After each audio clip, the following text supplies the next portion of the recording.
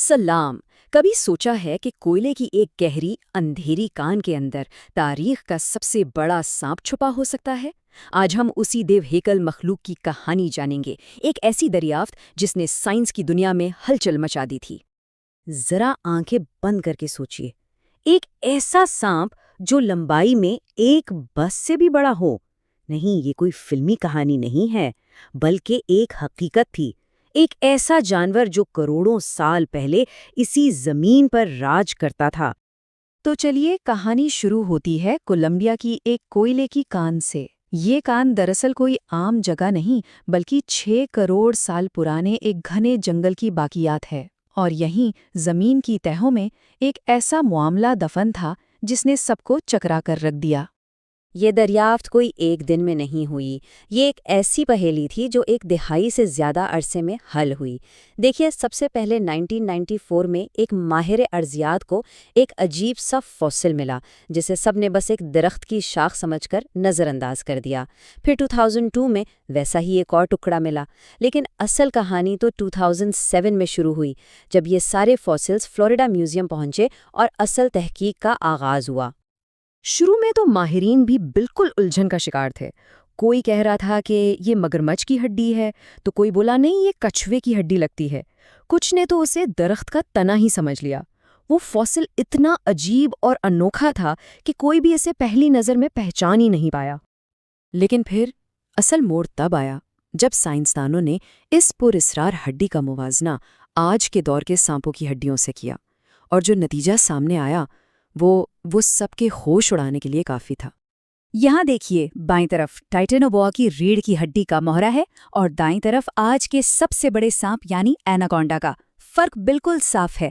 ٹائٹینوبوا کی ہڈی ایناکونڈا سے 3 گنا بڑی اور کہیں زیادہ موٹی تھی.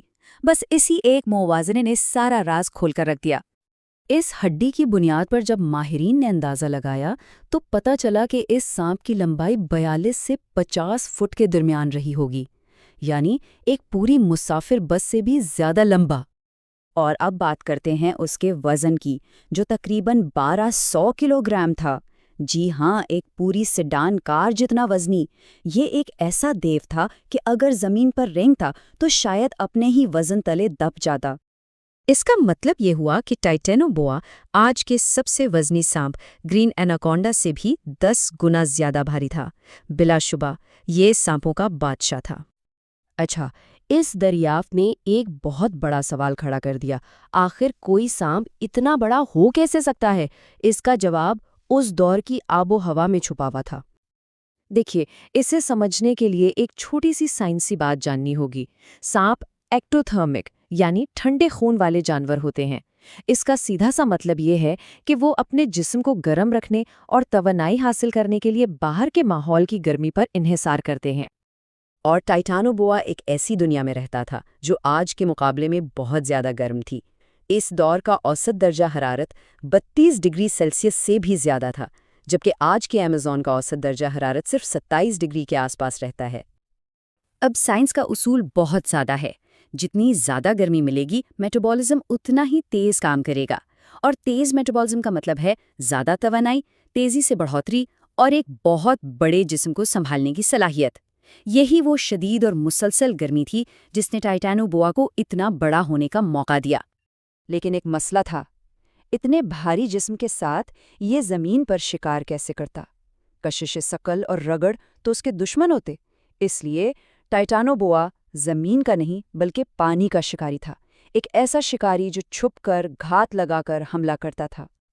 اس کا طریقہ بالکل آج کے مگرمچھ جیسا تھا. یہ دلدلی پانی میں خود کو چھپا لیتا، گھنٹوں شاید دنوں تک بغیر ہلے جلے انتظار کرتا، اور جیسے ہی کوئی شکار پانی پینے کے لیے کنارے پر آتا، یہ بجلی کی سی تیزی سے حملہ کرتا اور اپنی ناقابل یقین طاقت سے اسے جکڑ لیتا. اور اس کی گرفت کتنی طاقتور تھی! سائنسدانوں کا اندازہ ہے کہ یہ اپنے شکار پر تقریباً 400 PSI یعنی پاؤنڈز فی اسکوائر انچ کا دباؤ ڈالتا تھا. یہ ایک ناقابل تصور طاقت ہے. اس طاقت کو سمجھنے کے لیے یوں سوچئے جیسے 2 افریقی ہاتھی کسی کے سینے پر کھڑے ہوں. یہ اتنا زیادہ دباؤ تھا کہ شکار کی ہڈیاں پل بھر میں ٹوٹ جاتی اور خون کی گردش فوراً رک جاتی تھی. تو یہ کھاتا کیا تھا؟ ظاہر ہے عام شکار تو اس کے لیے کچھ بھی نہیں تھا۔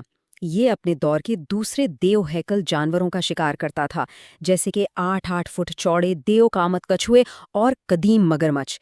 اس کے جبڑے اور گرپ اتنی مضبوط تھیں کہ یہ ان کے سخت خول کو بھی توڑ کر رکھ دیتا تھا۔